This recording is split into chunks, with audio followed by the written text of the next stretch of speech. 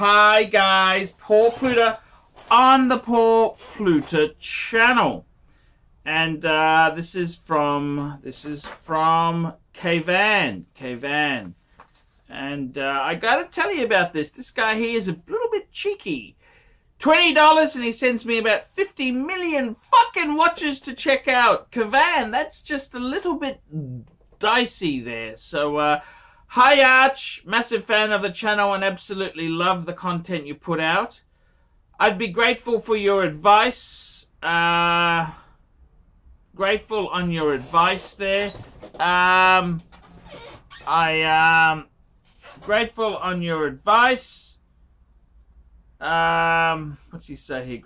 I'm grateful for your advice to give me some steer on selecting the best value prop piece from a short list of Rolex, GMT, Pepsis. I've made a transfer of $20 US via PayPal. No need for a video. Would prefer not to feature on the channel, so a simple email response would be fine if that works.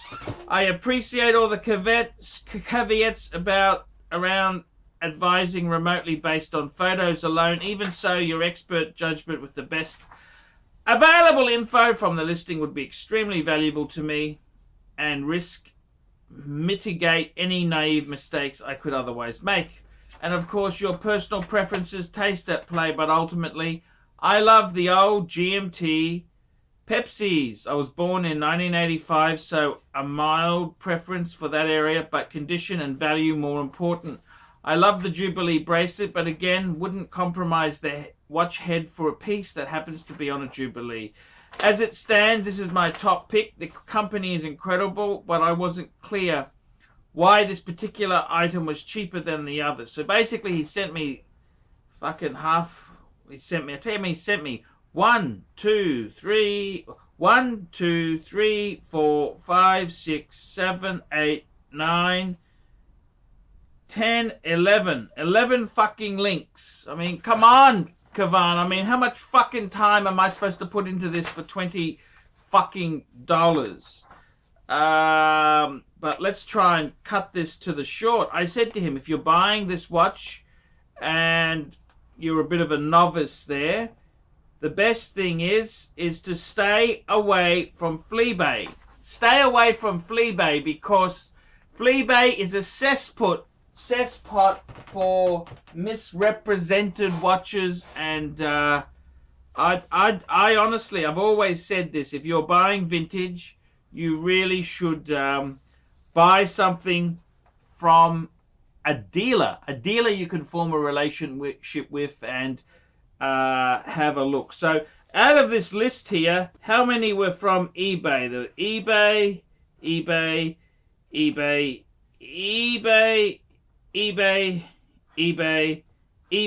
So I basically said, look, I mean, you send me 20 lousy dollars there. How can I fucking check every fucking listing? I mean, that's a bit cheeky. Normally for $20 I'll check 1 or 2 listings, but fuck me dead, you can't just send me listing. He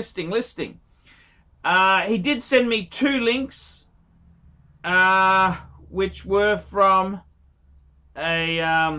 he did send me 2 links from actually those were fucking, out of all these links here, there were 2 from a dealer, and I basically said to him, I said, look, the big thing here is to really, you're buying a vintage 90s sort of 80s 90s type of Pepsi. What would I do? Well, this is what I said to him in my reply. I said, look, they all look nice. If buying vintage, 2 factors are important. Number 1, original dial or service dial. And I said to him, look, it depends on the age of the watches. They could have Swiss T, they have Swiss, and then they had Swiss made. So there's a couple ways you can tell the dials. I said, so original dial is going to always be better than a service dial. And the second most important thing when you're buying vintage is the case not over fucking polished. Okay, those are the key factors. and I said to him, do you understand what you need to ensure the dial's original? And that's what I think that I also would say, if you're a newbie buying a vintage piece, I wouldn't be really buying on eBay. I think eBay is fraught with danger. I think it's very, very, very, very, you've got to be very careful. It's, you know, this is the thing there. Interestingly enough, he came back to me and he says to me, "Hi Arch, many thanks for your response and to steer to narrow down the shortlist. Much more targeted question now, as I've got it down to 2 models and a dilemma. Vintage." Okay, so he had 2 models here, and he's going against the grain, straight onto the fucking flea bay, here. He says both models appear to have correct dial, and as far as the view from the pictures, don't appear over polished. Both on Jubilee. And he says this is what a fucking stupid fucking. This is why newbies should stay out of vintage. One caveat to the second option. And I realize this may be considered sacrilege, but I would probably switch the bezel insert between a Coke and a Pepsi, unless it's a definite no. Now, the fucking thing is flipping the insert in and out, you're going to fuck it up, okay? They're not meant to be changed. Every time you take it in or out, you're going to damage it slightly. There's going to be marks. And I can't stress this enough. Sometimes in life, there are people who just should not have vintage. The type of questions Kavan has asked, he's just an absolute fucking newbie. It's dumb. I remember a few years ago, I had this really horrid... This is a good friend, a good guy I sold a lot of stuff to, and it kind of pissed me off. I sold him a 2-tone Submariner. It was a nipple dial, 2-tone black dial, nipple dial piece. And he said the loom wasn't, well, it's a nipple dial for fuck's sake. I told him this. So he got loom applied to it, and I said, you've just fucked the dial. That is an uncool thing to do. And then again, he said to me, oh, it doesn't matter. This is going to be my keeper. It doesn't matter. Then he bought a fucking Breitling from me and said, oh, well, I'll wear this as my beater anyhow now. And I don't know why he fucked the dial on a 2-tone Submariner. I don't know what to fucking say. I kind of thought, fuck.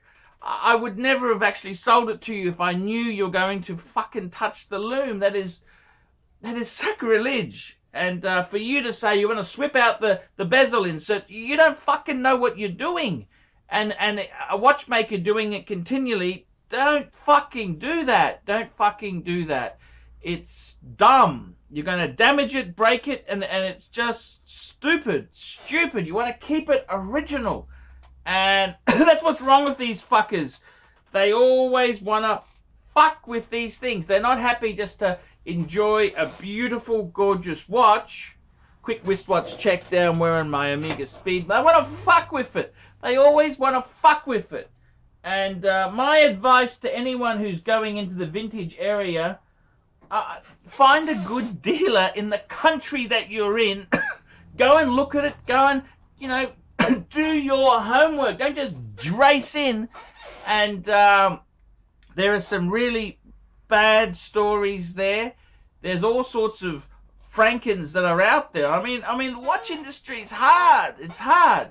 I did a consultancy on one guy who had paid £20,000 for a plastic sea dweller, a red plastic sea dweller. And when I was talking to him, I said, hey, I think there's a few little problems here. We've got the case back did not seem correct for the vintage of sea dweller. And the other thing is the movement. I said, that sounds like the movement. Supposed to have a 1575 caliber movement, but had a 1570, which that was the movement they used in a lot of cheaper, smaller Rolexes. I said, often what these fuckers will do is they'll take the movement out of an unpopular steel watch and they'll put it into a an aftermarket non-Rolex case that looks like a sea dweller, but you know, there's so many it's a minefield. So to go into vintage, I kind of cringe. These people, they have no idea what they're doing, and they fuck it up so badly, fuck it up big time. So yeah, what can I say realistically? Just be careful. Don't race in there if you don't know what you're doing. Be careful. Don't race in. You know, buying on eBay a classic, it's like buying a classic car, like an E-Type Jaguar, you know, a vintage car. It's not like going to a new dealer and oh yeah, I'll take a blue one, I'll take a red one, I want a cream interior, I want this.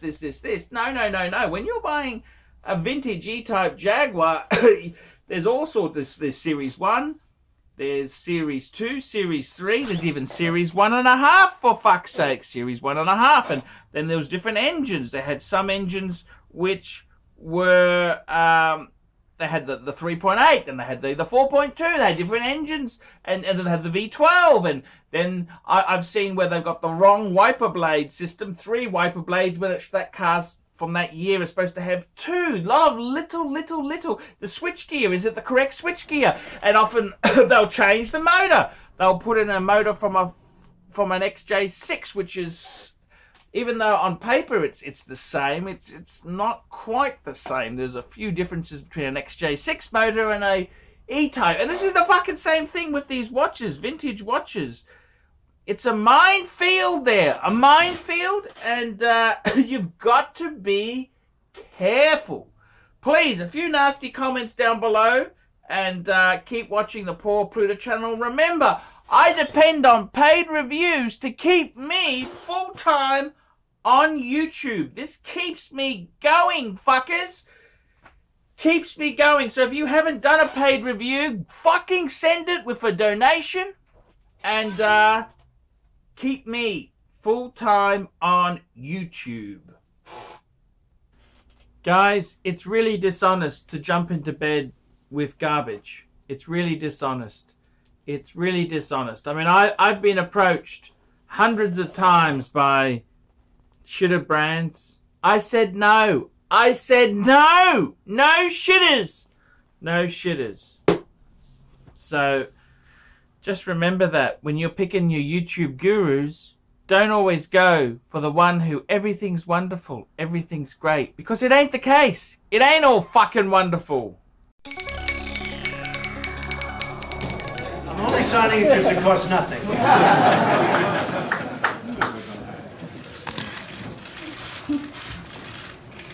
So this is the congratulations to everybody.